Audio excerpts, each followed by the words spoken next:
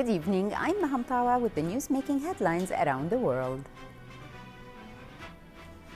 And the Secretary of the Ministry of Interior says launching the Revival of Hope campaign will allow humanitarian relief in Yemen. Yemen's Minister of Human Rights commends efforts of the GCC Red Crescent societies in aiding the Yemeni people suffering hard conditions at home. Iraqi security forces recapture areas lost earlier to the Daesh group as deadly attacks kill at least 7 people across the capital, Baghdad. And the Afghan Taliban announces the start of its annual spring offensive, warning it would attack foreign embassies and government officials.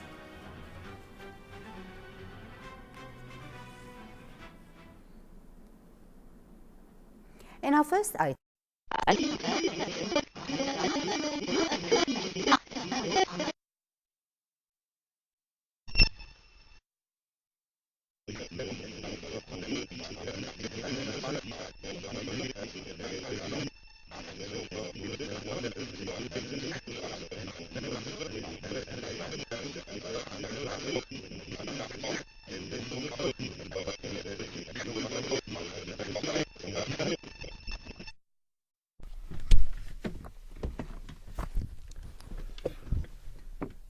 انتهت 4-3-2-1-0. انتهت عملية عاصفة الحزم التي نفذها التحالف العربي بواسطة الطيران الحربي والقوات البحرية لمدة تجاوزت 3 أسابيع كاملة. ضربت مواقع المتمردين الحوثيين ودمرت معسكراتهم وقواتهم بمختلف المدن اليمنية. تحالف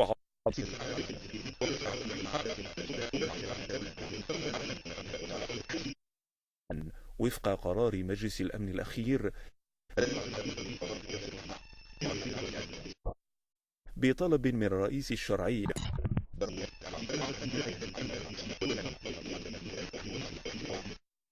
الصاروخية التي كان يهدد باستعمالها المتمردون.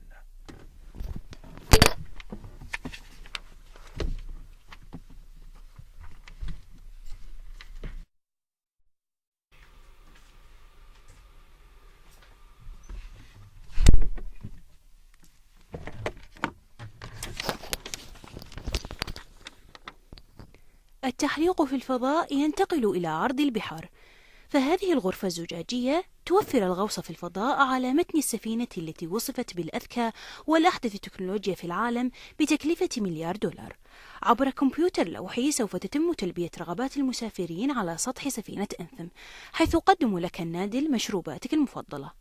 عشاق التكنولوجيا وبرامج التواصل الاجتماعي سوف يجدون مبتغاهم دون انقطاع للإنترنت في عرض البحر، فشركة رويال كاريبان للسياحة البحرية وفرت أسرع اتصال للإنترنت. الأرض والجو يجتمعان داخل هذه الكرة الزجاجية لمحبي منظر البحر. من علو 100 متر تكون الرؤية أجمل، إلا لمن يعانون رهاب المرتفعات فلن توفر لهم هذه المتعة بالتأكيد. على متن سفينة التكنولوجيا هذه تتغير شريحة العملاء وتحل الهواتف الذكية والكمبيوترات اللوحية محل ألعاب الألغاز والكلمات المتقاطعة. ويتوقع نائب رئيس الشركة دومينيك بول أن يؤدي هذا الاستثمار الكبير إلى أحداث طفرة في المبيعات مع تحسن الأوضاع في السوق البريطانية. التحليق في الفضاء لم يعد خيالا علميا بعد اكتشاف هذه السفينة الذكية التي ستحول دفة الصناعة البحرية لتدخل عهدا جديدا من السياحة.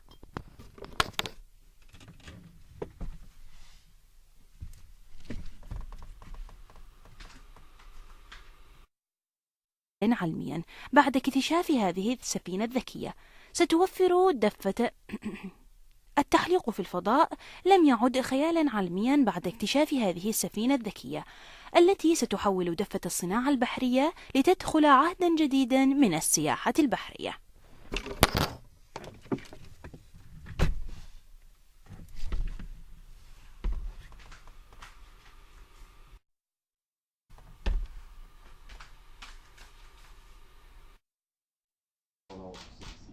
President, the Ambassador of Kuwait, good to see you. Nice to meet you. Thanks for having us today. Mr. President. Yes, great to see you. Nice to meet you, Abdullah. Welcome, welcome. Thank We're you. very honored to have you here. Please have a seat. Thank you very much. Honored to be here.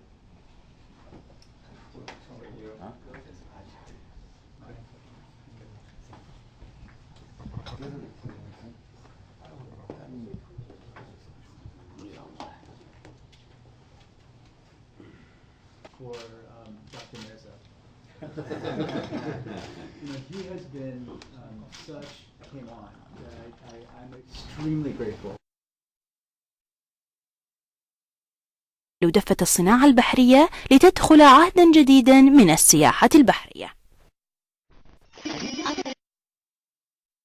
في الفضاء لم يعد خيالا علميا بعد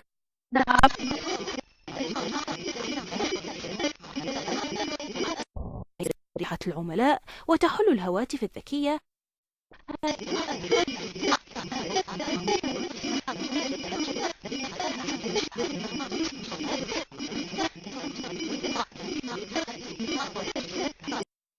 ينتقل إلى عرض البحار.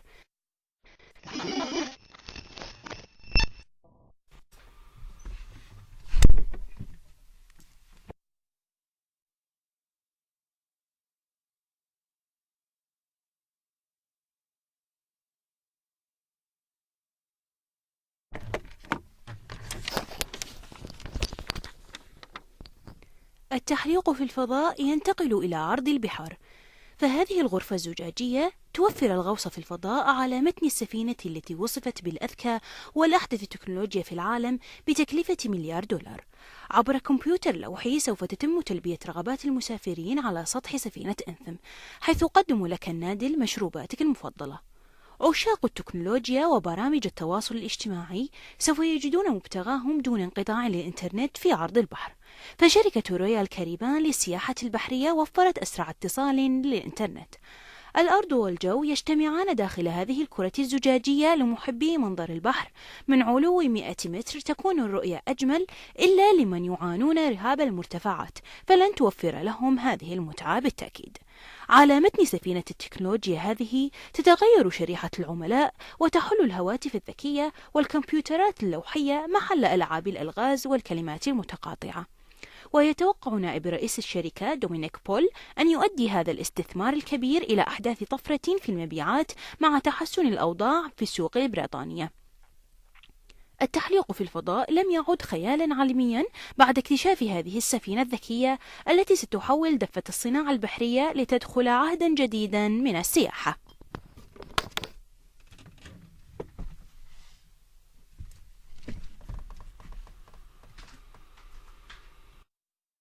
علميا بعد اكتشاف هذه السفينة الذكية ستوفر دفة التحليق في الفضاء. Addressing the 11th meeting of chairman of the GCC Red Crescent Societies, Al-Asbahi said the quick response to hold the gathering highlighted keenness by the GCC states to fulfill their humanitarian role in supporting the Yemeni people.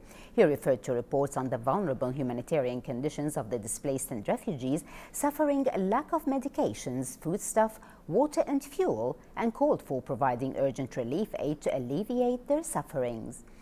For the Yemeni minister, the Saudi-led coalition's announcement that the Operation Decisive Storm has ended and a revival of hope has started in Yemen opens the door for humanitarian work through cooperation with the Supreme Committee for Relief in the country. Al-Asbahi stressed that the GCC states, which began offering help and support for Yemen even before the launch of the Decisive Storm, would extend relief and humanitarian aid to the country. And moving on to Iraq, where security forces recaptured areas lost earlier to the Daesh group in and around the battleground city of Ramadi following clashes with the extremists a day earlier. At least 12 militants were killed as Iraqi troops were engaged in intense clashes to regain control of Sofia, one of 3 villages that fell into Daesh hands last week. Meanwhile, Iraqi officials said that a car bomb exploded in the eastern district of Talibiyah earlier in the day, killing 7 people, wounding 14 others and damaging several shops and cars. Later, a bomb blast killed 3 people and wounded 6 on a commercial street in a southwestern neighborhood. The Afghan Taliban announced today that they will launch their annual spring offensive from April the 24th, vowing attacks across the country at a time when US-led foreign forces are pulling back from the front lines. Taliban said in a statement that the main targets of these operations will be the foreign occupiers, especially their permanent military bases, officials of the regime, their military constellations, especially their intelligence, Interior Ministry and Defense Ministry officials. The Taliban warned that the announcement would damage any prospect of peace talks with the government as they vowed to continue fighting. But in their statement, the Taliban said their top priority will be given to safeguarding and protecting the lives and properties of the civilian people during the spring offensive. Meanwhile, an Afghan Defense Ministry spokesman dismissed the Taliban announcement, saying the armed forces were ready to battle any insurgent offensive.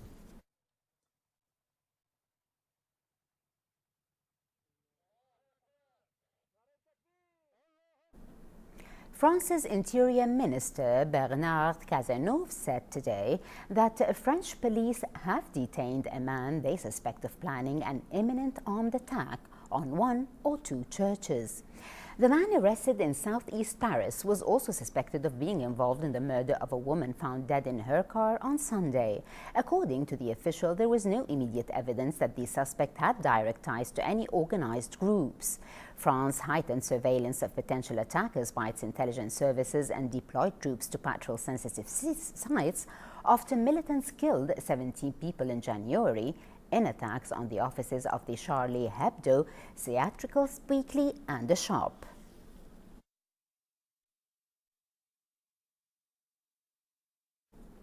More than 100,000 people protested the killing of Ethiopians in Libya and their own government's failure to raise living standards of the poor, with poverty fueling the flow of migrants through dangerous areas. The government-supported march at Addis Ababa's Meskel Square turned violent as stone-throwing protesters clashed with the police, who arrested at least 100 people. The Ethiopian victims were widely believed to have been captured by the terrorist Daesh group in Libya while trying to reach Europe. As the Ethiopian government announced 3 days of nationwide mourning over the killings, lawmakers were debating a possible response to the killings, but it remains unclear if military action is an option.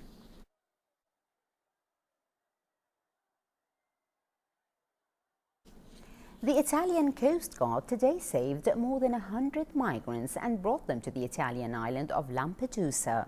The 112 people were taken off a rubber dinghy in the Mediterranean between northern Africa and Sicily. The rescue came after another 638 migrants trying to reach Europe were rescued by the Italian Coast Guard in 6 different operations on Monday alone. Meanwhile, migrants continued disembarking from an Italian Navy ship in the Sicilian port city of Augusta, among them young children, babies and women.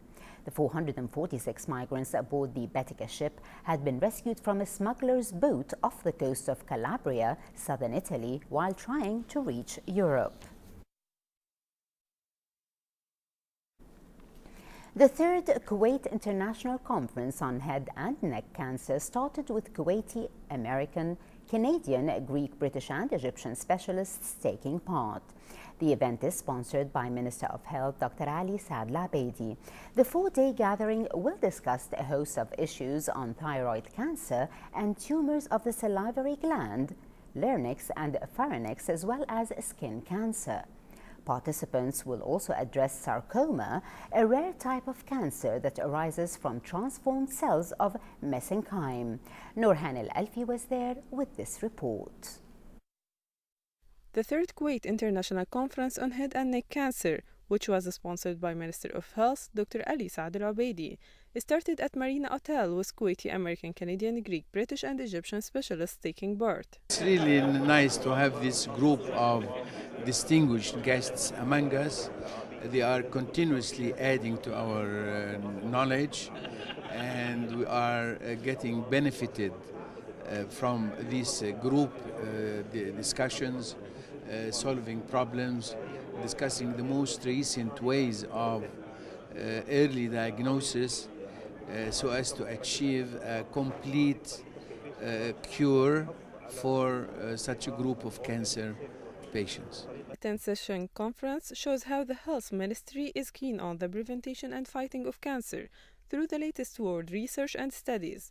It's also eager to boost the state's health system to offer integrated care for cancer patients. What is interesting is the standard of scientific discussion is very high.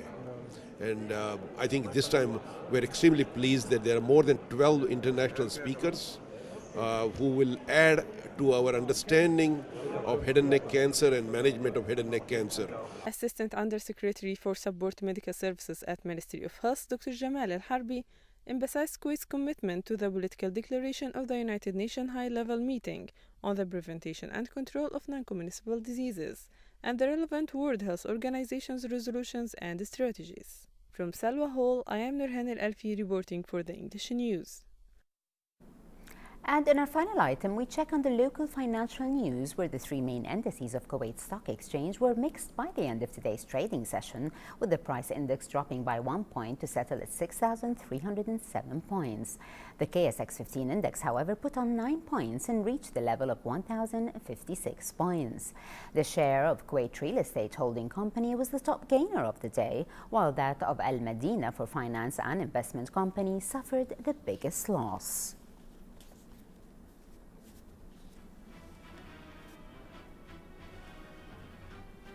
For a chance to see our reports again, please visit our YouTube channel at MOI Kuwait News.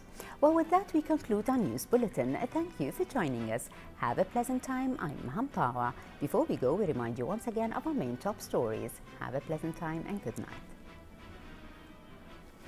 And the Secretary of the Ministry of Interior says launching the Revival of Hope campaign will allow humanitarian relief in Yemen.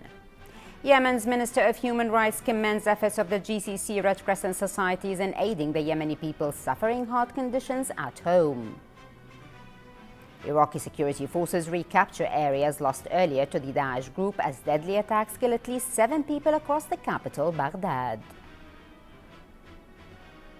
And the Afghan Taliban announces the start of its annual spring offensive, warning it would attack foreign embassies and government officials.